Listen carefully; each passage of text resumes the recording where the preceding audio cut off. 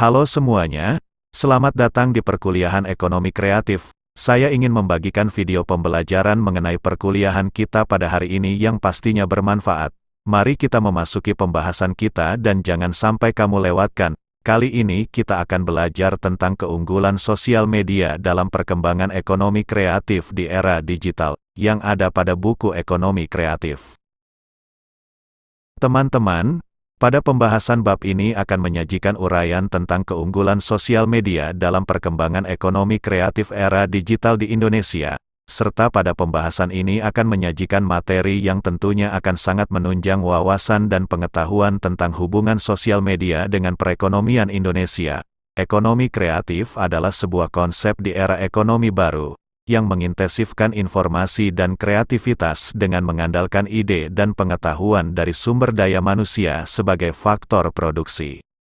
Seiring berjalannya waktu, perkembangan ekonomi kreatif di Indonesia mulai berjalan dari tahun ke tahun. Produk yang dihasilkan dalam industri kreatif dari subsektor kerajinan berupa produk rotan, bambu, besi, logam, kulit, dan lain-lain. Teman-teman, apakah kalian tahu apa saja kendala utama yang dihadapi pelaku bisnis? Setidaknya ada 3 kendala yang dihadapi pelaku bisnis, yaitu berupa pembajakan. Pembajakan ini bisa berupa pembajakan karya-karya. Ini disebabkan karena sulitnya mendapatkan hak cipta produk. Kendala selanjutnya yaitu pendanaan. Hal ini berupa keterbatasan modal yang dimiliki. Kendala terakhir yang dihadapi oleh pelaku bisnis yaitu peningkatan keterampilan. Hal ini disebabkan oleh keterbatasan pendidikan di bidang industri kreatif sehingga terbataslah ide-ide kreatif dan inovasi. Teman-teman sekalian, apakah kalian tahu keunggulan dari sosial media dalam perkembangan ekonomi kreatif? Sebelum kita mengetahui keunggulannya, maka kita harus mengetahui berbagai macam jenis sosial media terlebih dahulu. Berikut beberapa sosial media berdasarkan fitur dan kegunaannya.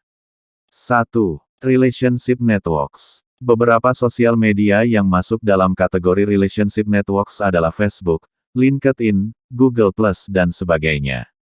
2. Media Sharing Networks. Beberapa contoh sosial media yang termasuk kategori media sharing networks berupa YouTube, Vimeo serta aplikasi seperti Vine dan Snapchat. 3. Online Review. Media sosial ini berupa sebuah sistem identifikasi lokasi geografis. Untuk menemukan lokasi suatu objek seperti smartphone dan komputer yang terhubung ke internet. 4. Forum diskusi adalah salah satu jenis sosial media pertama yang ada pada masa awal internet. 5. Social Publishing Platforms merupakan sosial media yang bisa digunakan untuk interaksi real-time seperti Twitter. 6. E-commerce. Sosial media ini cukup penting dan sedang menjadi tren akhir-akhir ini. E-commerce adalah sosial media yang memudahkan pengguna melihat-lihat produk dan berbelanja hanya dengan sentuhan jari. Beberapa sosial media yang termasuk dalam kategori e-commerce yaitu Bukalapak, Lazada, Shopee, Blibli dan online shopping lainnya.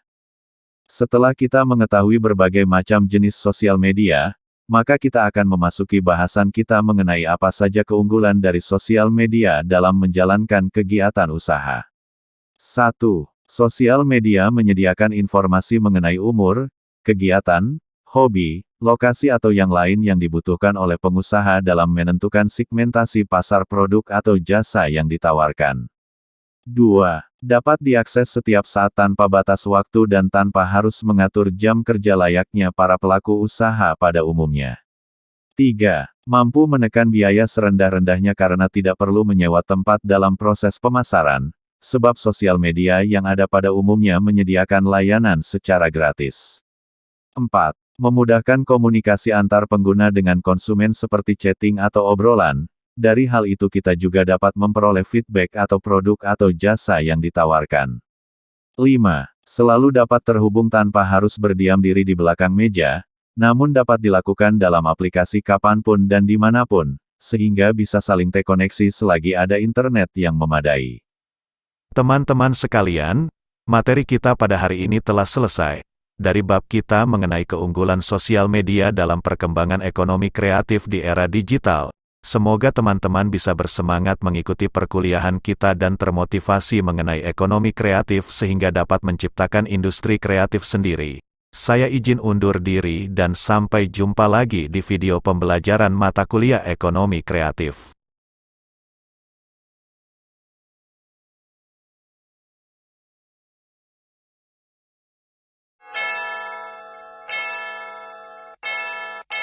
Yoi, yoi, 飛んだよ